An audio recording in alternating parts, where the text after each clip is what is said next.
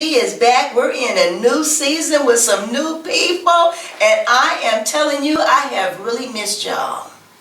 But I'm back and I'm on PTV1. So I hope you're tuning in to PTV1. I want to thank my sponsors, my producer, Gabriel Solomon, who has brought the show back. And I want to tell you, this season is going to be hot. And we've already started off. I'm here sitting next to Easy D. If you don't know anything about him, you need to know this. The man is a wealth of knowledge when it comes to the music industry. He was one of the founders of the Pros. Tell us about that, Easy D.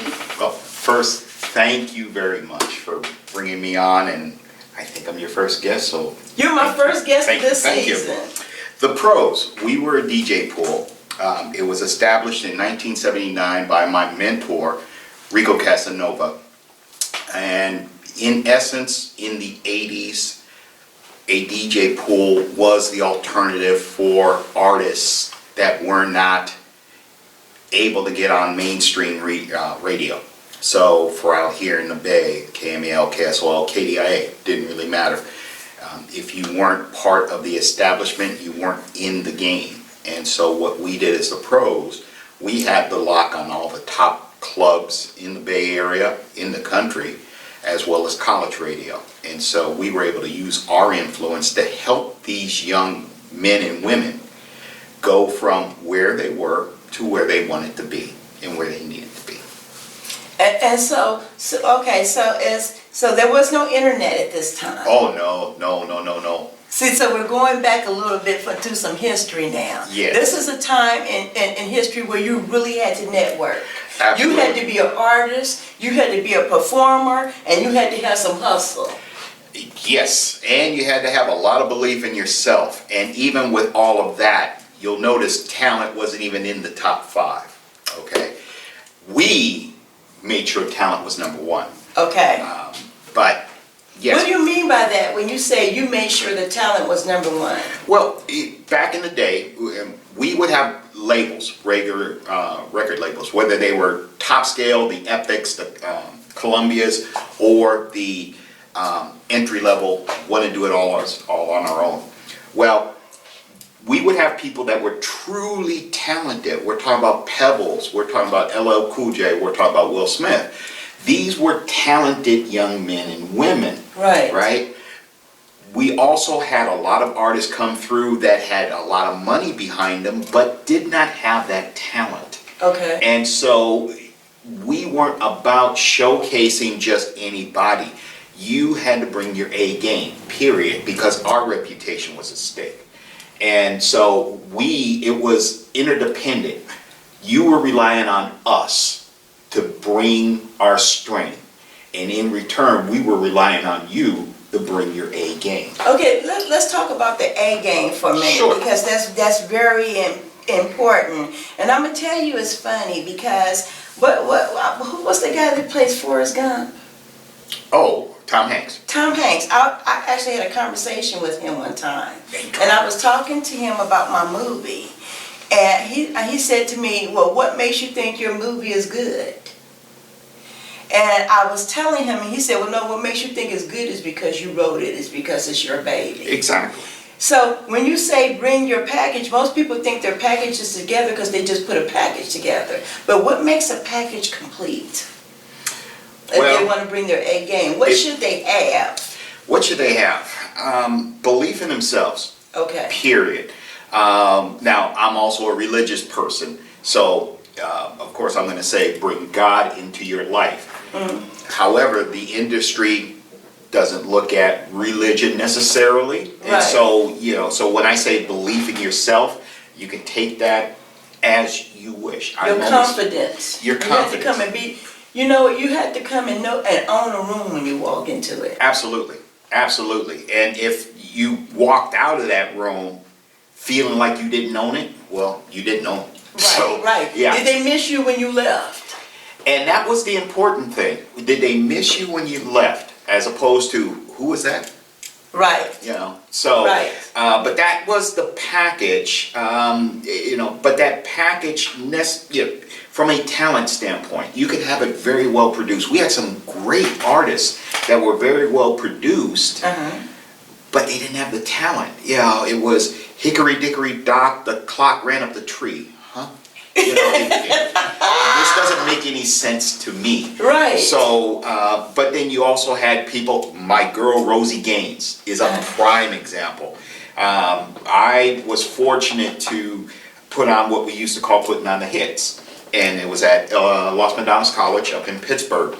And I had Rosie there. You know, she was one of the artists that performed. Right. And she won too.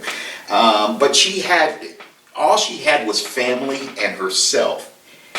Fast forward a few years, all of a sudden I'm listening to Prince, Diamonds and Pearls. I'm like, you know, that voice sounds familiar.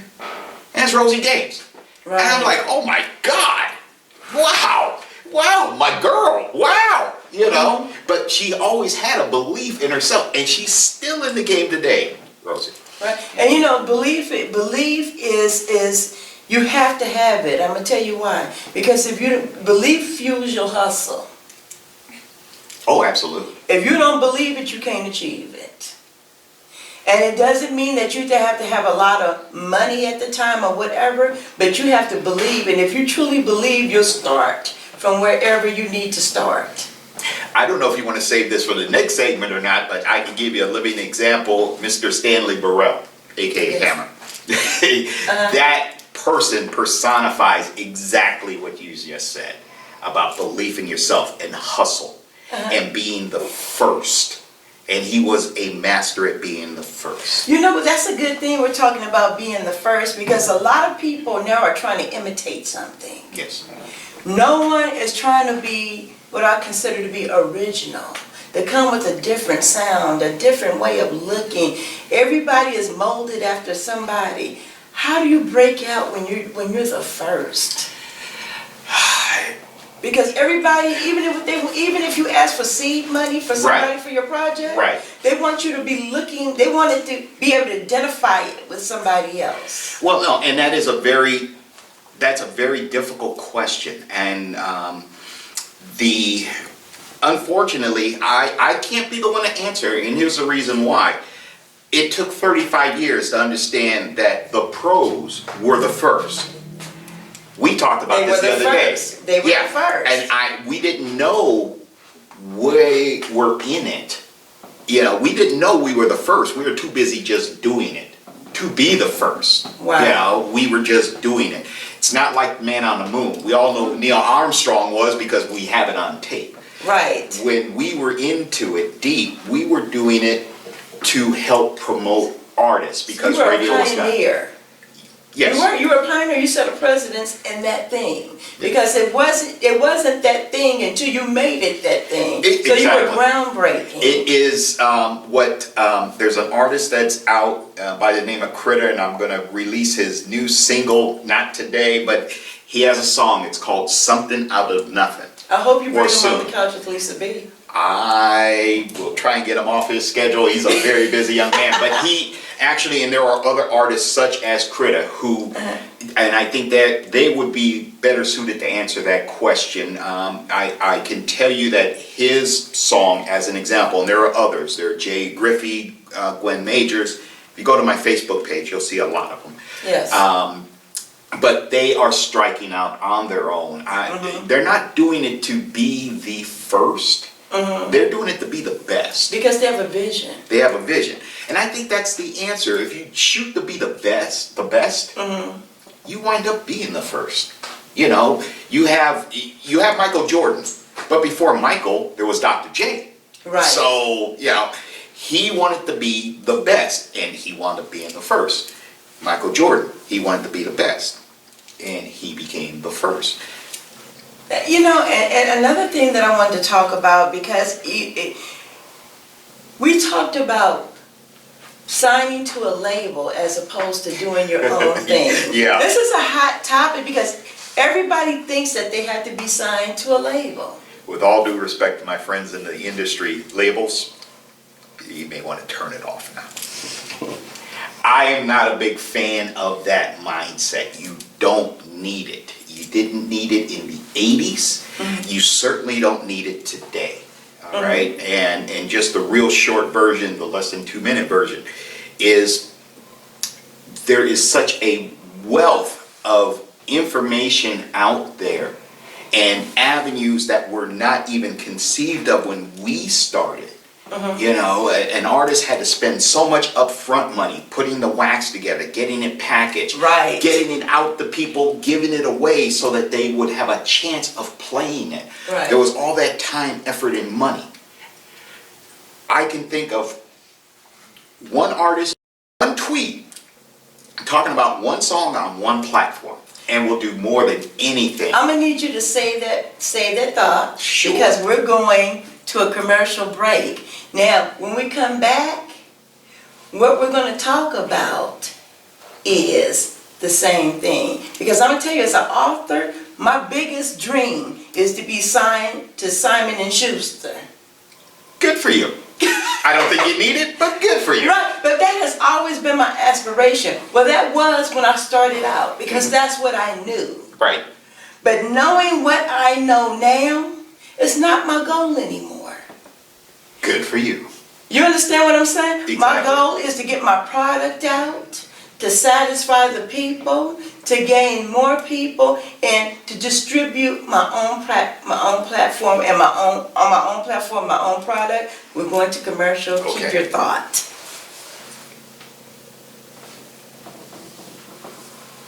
Ready? Hi, it's your girl Lisa B. Welcome back to the new season of On the Couch with Lisa B. We're returning from a commercial break, and I want to say welcome to PTV1. And I'm back with Easy D, a pro in his industry. Not only is he a pro from the industry, but he's from the pros. I am from The Pros, DJ Pool. Yes, ma'am. Yeah. And when we left, we were talking about, why do you need a label? And the answer is security. You, or the lazy way out. You can take your pick, in my mind. That is with all due respect to labels.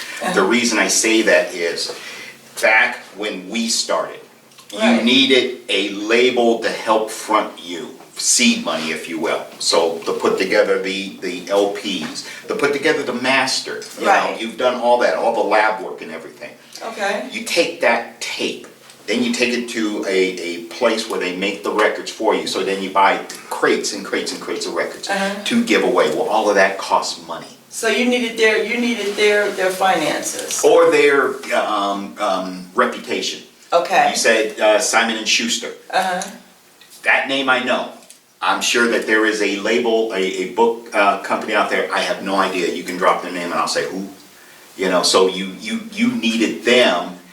You thought you needed them more than they needed you. Right. Yeah, but that's not true. And the reason is Simon and Schuster would not have you if you didn't have the content. Right. You know, how are they promoting you? How are they going to make money if they don't have you, if they don't have your product? Right. You know, they would just be a company like Blockbuster. Or So the artist fuels their company. Absolutely. the artist is the content. Right. And so now, whether that content was 35 years ago with labels and going out and putting it on wax and distributing it through the clubs or the radio, or today, where the content goes out on this platform, for example, and it reaches so many people, and more importantly, it's going to be there forever. Everything we're talking about now, 100 years from now, they'll be able to go back, if they know where to look, they'll be able to go back and see this. You know, you're right. And you know what? I'm going to tell you what the good thing about it is that the internet has completely changed the game when it comes to distribution. I would say it changed the paradigm. The game's still the same. Okay, so, because what has happened now, if you know how to market, if you know how to hustle, and you have some wisdom, you can become your own greatest distributor. Exactly. There are people who have their own websites. I'm not talking about YouTube channels or anything like that, Right. but are able to generate enough traffic to their own website because they're savvy enough. Right. Where they're selling $1 million worth of product on their own website. Exactly. And distributors, distribution, labels, third party is basically what it boils down to. Somebody helping you. There's nothing wrong with that. Some people need help. Okay. I used to consider myself one of the greatest DJs, but I couldn't put a song together. I can't sing. Right. And I don't know how to play an instrument. Right. So I say all that to say this: you may need help, and there's nothing wrong with that. But it's your artistry, regardless of what that art is. That's the content. And with the environment the way it is today, you can create your own website. Right. And you don't have to do a thing with it after that, because it will start to build on its own. Now, the more you put into it, of course, the greater the expansion. But you have to put the work in. You know. You have to put the work in, and one of the things that I used to like about labels is that they had artist development. Because you can have all the stuff, you can have all the talent in the world, but if you don't know how to talk to anybody about your product, if you can't explain your own product, you understand what I'm saying? Absolutely. If you can't sit in a meeting and articulate yourself well, if you don't know how to present yourself, then it doesn't matter about your gift. Right, absolutely. And that's where you had A&R people, okay? Again, there wasn't and isn't anything wrong with a label per se, okay? You just have to accept the fact that you're giving up a lot of your freedom and, All of it. and creative. Well, some people have a little bit, or maybe they assume they do, or they imagine they do. But the more hands you have involved, the less creative control you have. Yeah, and there are pluses and minuses to that. But of course, because I know, well, I do a different industry, I write, but I know once I turn my book over to someone else, I don't care how much I like my book cover, they're going to put a new book cover on it. Exactly. They're going to change the spine of the book. They're going to put a new branding. Everything is going to become different about it. right. They might even change the storyline a little bit. Right.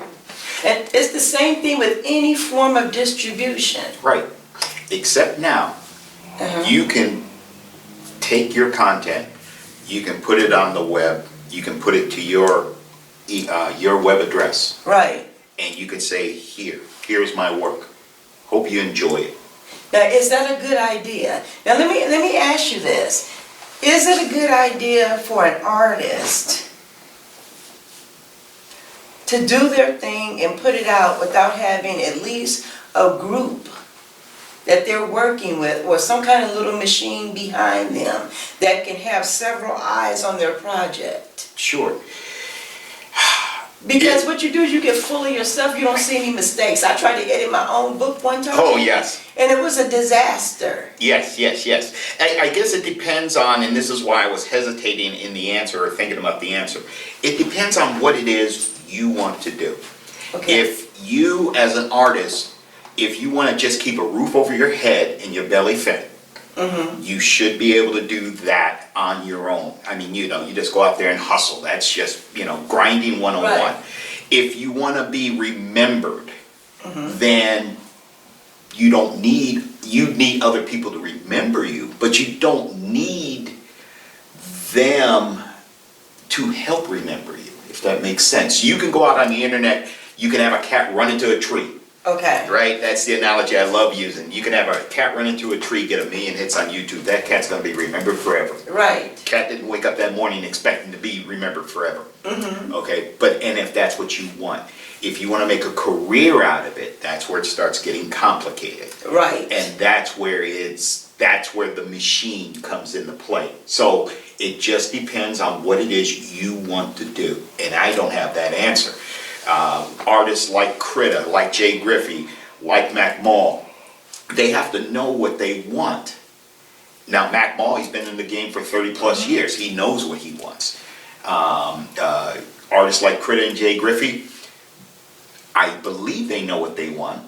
you know, so. So you're saying you have to know what you're working towards. Exactly. And so if you know this is the end result I want, that all your steps along the way should be working towards that end result. Right. And see, that's why I was talking about quality.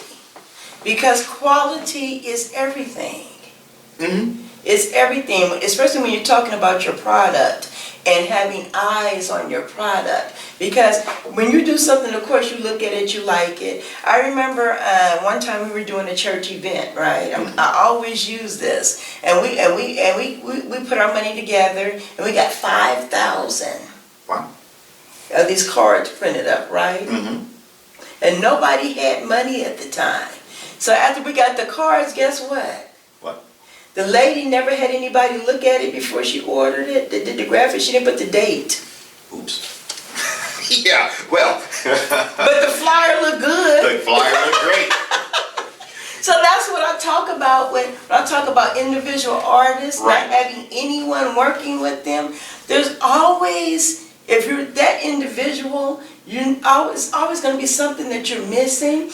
But if you can even just have a group of your friends. Exactly. Who come over and look at your stuff and look at your product. And this is what I want to talk about. You can't be thin-skinned in the industry. Oh, no. That's where, now, if you're talking about, you know, the game itself, the industry, that's where you need a manager. You need someone to be that person to say no, to be that thick skin for you. Because people are always going to talk about you in a negative way. Absolutely. That can't be helped. That's just human nature. However, now going back to this as a business, that same cat running into the wall, Right. got 1 million hits. Didn't matter if people clicked it because they loved it. Hate cats. Didn't matter what the reason. It was the buzz that got people, you know, hey, did you see that cat run into the wall? Ooh, no. Let me see. It's a numbers game. It's a numbers game. It's a numbers game. And with it, and it all starts though, and now we talk about quality. Well, I mean, you know, it's a cat running into a wall. Where's the quality? You know, but it's the buzz. It's the buzz. So create a buzz. You've heard it. It's your girl Lisa B. I'm in season number 1. Tune in. Easy D. There's a lot of young people out there. Leave them with a word of advice for starting into the industry. Believe in yourself. It all begins and ends there. The more you trust yourself, the more you'll achieve. Well, you heard it right here on the Lisa B Show. It's your girl. We'll be on Mondays and Wednesdays, PTV1 at 2 o'clock. I love you, big. And forever on the internet. And forever on the internet. You can't wipe me out. Nope. You're stuck with us. I have an IP address. Ooh. I love you, big, and I love you much.